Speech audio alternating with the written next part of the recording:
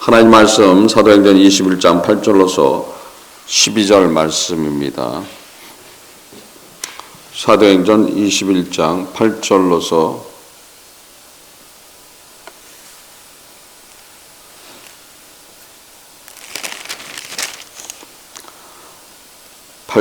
12절 말씀입니다. 사도행전 21장 8절로서 12절 말씀 합독합니다. 이튿날 떠나 가이사에 이르러 7 집사 중 하나인 전도자 빌립의 집에 들어가서 유하니라. 그에게 딸 넷이 있으니 처녀로 예언하는 자라. 여러 날 있더니 한 선지자 아가보라 하는 이가 유대로부터 내려와 우리에게 와서 바울의 띠를 가져다가 자기의 수족을 잡아 매고 말하기를 성령이 말씀하시되 예루살렘에서 유대인들이 이같이 이 띠 임자를 결박하여 이방인의 손에 넘겨주리라 하거늘 우리가 그 말을 듣고 그곳 사람들로 더불어 바울에게 예루살렘에 올라가지 말라 고나니. 아멘. 하나님 아버지 감사합니다. 성령께서 이 시간 함께함을 감사드립니다. 말씀을 깨닫는 시간 될 수 있도록 인도하여 주옵소서. 함께함을 감사드리며 이 모든 것 주 예수 그리스도를 받들고 기도드립니다. 아멘. 가이사라에 지금 빌립 집사가 살았다고 지금 돼 있죠. 그래서 그 집에 지금 간 거죠. 그래서 빌립 집사는 보면은 여기 전도자 빌립 집사라고 얘기를 하고 있죠. 예수님의 제자 중에 빌립이 있죠. 그래서 이제 구별하기 위해서 아마 전도자 빌립이다 이렇게 돼 있어요. 그래서 빌립 집사는 원래 전도하는 것보다는 교회 일을 하는 사람이었죠. 그래서 7 집사를 선정해서 사도들이 하던 그런 교회 전반적인 일들, 행정서부터 모든 일들을 맡기고 재정서부터 모든 것들을 관리하게 했던 사람인데 이 사람은 특별히 은혜의 성령의 충만을 통해서 전도를 하고 다녔음으로써 이제 전도자다. 또한 이제 스데반 집사의 순교 이후로 예루살렘 공동체가 무너져요. 파해지면서 그곳에서 훈련받았던 사람들이 각지로 다 흩어져 버리는 거예요. 그래서 각지로 다 흩어져서 복음을 전하는 데 부족함이 없는 그런 훈련들을 받은 거죠. 그래서 첫 번째 훈련이 어떤 거예요? 그 예루살렘 공동체에서 물질에 대한 훈련을 받았어요. 그래서 돈에 대한 자유함을 갖게 한 거예요. 그래서 돈에 대한 자유함을 갖지 못한다라면은 복음을 전할 수가 없는 거예요. 돈이 문제가 되는 거예요. 지금 예루살렘 공동체가 무너져서 각지로 흩어져서 그럼 당장 살 길이 막막한 거죠. 자신들이 터전에서 지금 쫓겨났잖아요. 쫓겨나서 다른 지역에 가서 그곳에서 살라고 그러면 가장 먼저 문제가 되는 게 돈이 문제가 되죠. 그러니까 돈에 대한 자유함을 갖게 하시기 위해서 공동체를 만드셨을 때 그곳에 자신들이 가지고 있는 모든 재산을 그곳에 눕게 한 거예요. 그래서 눕게 해서 그 다음서부터는 누구를 의지하는 삶을 살게 하는 거예요. 오로지 주님만 의지하는 삶을 살게 하게 되는 거예요. 만약에 아나니아 삽비라처럼 자기들이 감춰놓은 돈이 있었다. 그러면 예루살렘 공동체가 무너졌을 때 그럼 자기들이 나가서 뭘 사용해요? 감춰놓은 돈을 사용. 내가 짐작이 맞았지. 이렇게 될 줄 알았어. 그래서 이 어려움을 생각해서 내가 일부러 띄워놨던 돈이 나한테 은혜가 되네. 그러면서 또 그걸 합리화를 해요. 그게 아닌 거예요. 그러면 누굴 또 안 바라봐요? 주님을 바라보는 게 아닌 거예요. 그래서 첫 번째 다스렸던 게 돈에 대한 이야기였던 거예요. 그래서 물질을 다 하나님 앞에 드려버리고 그러고 나서 그 다음에 삶은 누구를 위해서 살아가는 삶이에요? 오직 예수를 위해서 살아가는 삶. 그러니까 예수님이 주시는 대로 살아가는 삶을 살아가다 보니까 어떻게 되는 거예요? 당당하게 살아가는 거예요. 당당하게. 그래서 바울 역시도 당당하게 살아가면서 결코 궁핍한 삶을 살지를 않았어요. 그래서 항상 도움의 손길이 누가 도와주시는 거예요? 사실 주님이 도와주시는 거예요. 그 주님의 도와주심을 통해서 또 그 주님의 뜻을 행하는 사람들이 있잖아요. 그 행하는 사람들한테는 그들이 행할 수 있게끔 물질의 충만을 줘야 될 거 아니죠. 그들 역시도 살기가 어렵다라면 도움을 줄 수 있는 게 아닌 거죠. 그러나 그들한테 쏟아 부어 주심으로써 그 부음을 받은 그 물질을 가지고서 누구를 도왔던 거예요? 바울을 지원했던 거예요. 그러니까 그 물질의 축복은 한량없이 임했다고 봐야 되는 거예요. 바울의 사회 끝난 후에도 계속해서 임하고 있었다는 거. 그들이 그럼 그 물질을 가지고서 자기를 위해서 쓰는 게 아닌 거죠. 주님을 위해서 쓰는 그런 사람들이었던 거죠. 바로 예루살렘 공동체가 가장 필요했던 이유가 거기 있었던 거예요. 그래서 물질에 대한 자유함을 갖기 위해서 물질에 대한 모든 것을 그곳에 눕게 하고 그 다음에 그것을 깨지고 난 다음에 어떻게 되는 거예요? 각지로 흩어졌을 때 걱정하지 않는다는 거예요. 근심하지 않는다는 거예요. 어느 곳에 가든지 당당하게 뭘 전할 수 있어요? 복음을 전할 수가 있는 거예요. 그래서 우리 당장 걸리잖아요. 돈 때문에 걸려. 주일 성수해야 되는데 주일날 주인이 일을 하라고 그래. 그럼 안 하면은 쫓겨나. 근데 그러면 다른 데 또 찾으면 되지. 그러니까 여기 아니면은 갈 데가 없어. 딱 그런 상황이 전개되는 거예요. 다른 데 많이 찾아볼 수 있는 그런 조건들이 있을 때가 언제냐라면 처음 시작할 때 그게 그 조건이 있어요. 그 조건들이 있어. 근데 시간이 지나간 후에는 그 조건이 없는 거예요. 딱 막 다다르는 거예요. 그래서 주일 성수를 할 거냐, 포기할 거냐. 그러면 거기서부터 걸리잖아요. 거기서부터 걸리니까 그만큼 어려운 거예요. 그래서 거기에 지면 어떻게 되는 거예요? 지면은 그 다음서부터 힘든 삶을 살아가게 돼 있는 거예요. 평생 살아가면서 돈 걱정해야 돼. 평생 살아가면서 세상 걱정해야 돼. 평생 살아가면서 자녀 걱정해야 돼. 평생 살아가면서 자신에 대한 안위에 대한 걱정을 하게 되는 삶을 살게 된다는 거예요. 지금 빌립 집사도 그렇지만은 그 공동체에서 나와서 자기 고향으로 돌아가서 거기서 지금 복음을 전도하는 전도자로 살아가는 그런 말씀. 그러니까 여러분들 역시도 동일하다는 거예요. 동일한 거에서 예수를 믿을 때 제일 힘들게 하는 게 어떤 거예요? 물질에 대한 이야기예요. 돈에 대한 이야기야. 헌금 내는데도 걸리잖아요. 헌금 내는데도 걸려. 저 역시도 마찬가지였어요.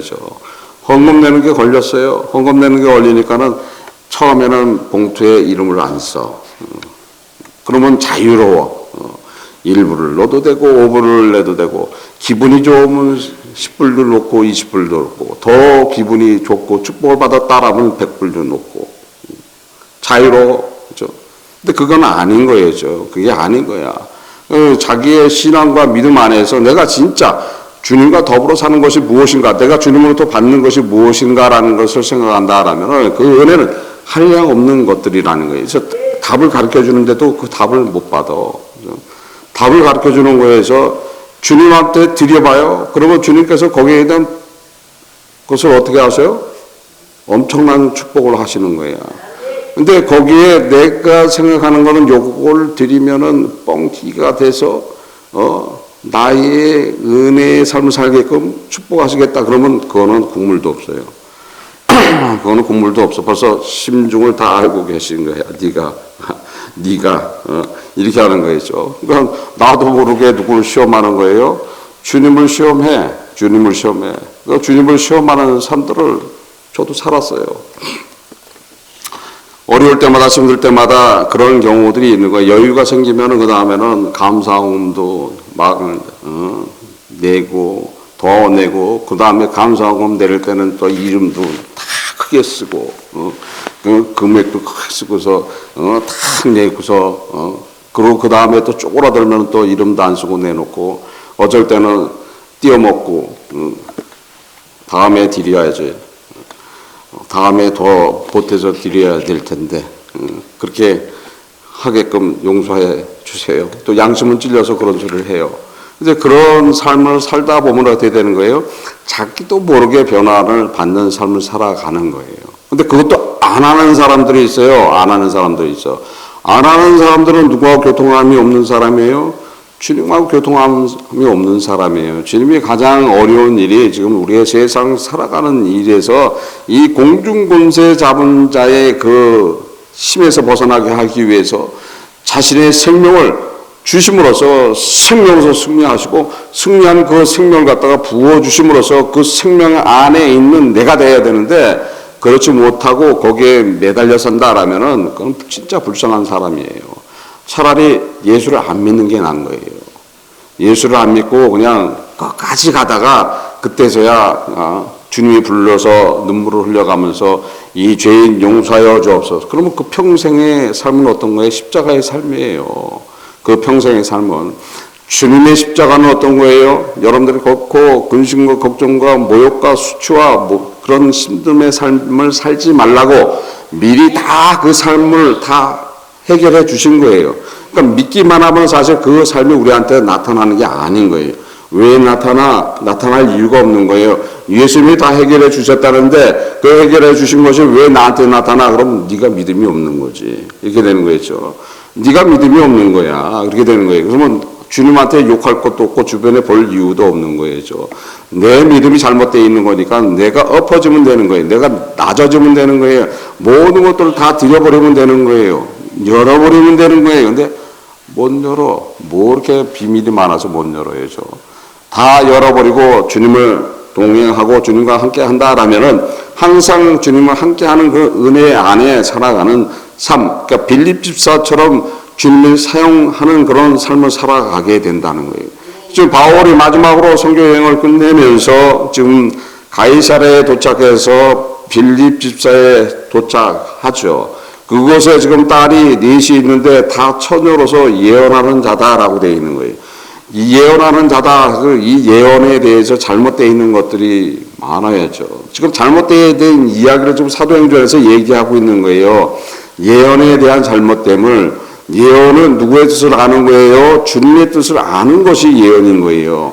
주님의 뜻을 알게 하는 것이 예언이니까 성령이 누구를 알게 하는 거예요? 하나님의 뜻을 알게 하기 위해서 성령을 주신 거예요. 하나님의 뜻을 알게 하기 위해서 성령을 주신 건데 이 성경 자체가 예언인 거예요. 그럼 그 예언이 뭐라는 것을 알아야 되는데 우리는 예언을 기복에 맞춰버려요. 지금 기복적인 이야기를 하고 있는 거예요.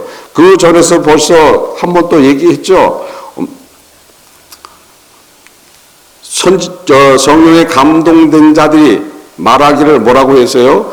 예루살렘에 올라가지 말라라고 얘기를 하는 거예요. 고난과 어려움과 잘못하면 힘듦과 죽음을 당할 수 있다니까 거기에 올라가는데 똑같은 얘기를 지금 반복하고 있는 거죠. 지금 거기다가 또 선지자 아가보라는 사람이 유대로부터 내려와서 바울의 옷에 묶는 띠를 가지고서 얘기하는 거예요. 이 띠의 임자는 이방인의 손에 넘겨서 고난을 당할 것이다 라고 얘기를 하고 있잖아요.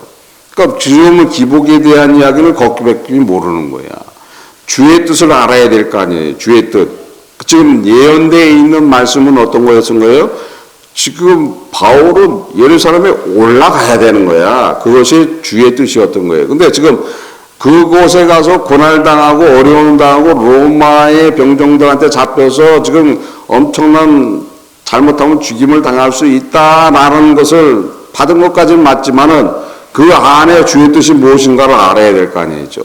우리는 항상 우리 앞에 나타나 있는 그 예언에 대해서 기복에 대해서 아는 게 문제가 아니라 그 안에 숨겨져 있는 주의 뜻이 무엇이냐 이게 내일이면 너는 잘못하면 죽어. 그러면 그 예언을 받고 내가 눈물을 흘릴 게 아니라 내일이면 죽는데 그러면 주의 뜻이 무엇인가 그거를 찾아야 된다는 거겠죠.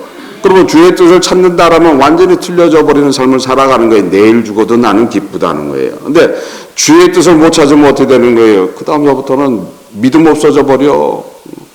정신이 나가버려. 내가 예수를 얼마나 많이 믿었는데 지금 내가 예수를 믿은 것만 해도 얼마인데 몇십 년을 믿었는데 내가 돈 준만 해도 얼마나 갖다 줬는데 지금 나한테 이렇게 하실 수가 있어요. 완전히 이성을 잃어버린 그런 모습 안에 살아가게 되는 것이고 그 모습이 나한테서 안 나타난다는 보장이 없다는 거예요. 그래서 우리는 항상 주의 뜻이 무엇인가 주의 뜻을 안다라면 우리는 당장 앞에 나타나는 것이 아니라 그거를 통해서 주의 뜻이 무엇인가를 깨닫는다라면은 그것이 은혜라는 거예요. 그러니까 바울은 다 알고 있는 이야기야죠. 주님이 부를 때 그랬죠. 너는 나를 위해서 고난을 당하고 죽어야 돼. 임금들 앞에 가서 나를 증거해야 돼. 그리고 거기에 대한 대가를 치러야 되는 것이야. 나를 증거한 그 자체가 결코 쉬운 일이 아니다라고 얘기했을 때 바울이 지금 그거를 갖다가 그냥 끌려다니면서 배운 게 아니에요. 아멘 하고 나왔기 때문에 따라가면서 그 복음을 전한 거예요. 고난을 당하고 매맞음을 당하고 어려움을 당하고 모욕을 당하고 수치를 당하더라도 그것이 은혜로 나타났던 분이 바울이었던 거예요. 그래서 바울이 되는 거는 나중에 진짜 평범한 사람으로 되는 거예요. 거룩과 경건 다 없어져 버렸어요. 평범하게 그 평범한 가운데서 누굴 전하는 거예요? 예수 그리스도를 전하는 거예요. 예수님이 평범하게 은혜를 전한 거예요.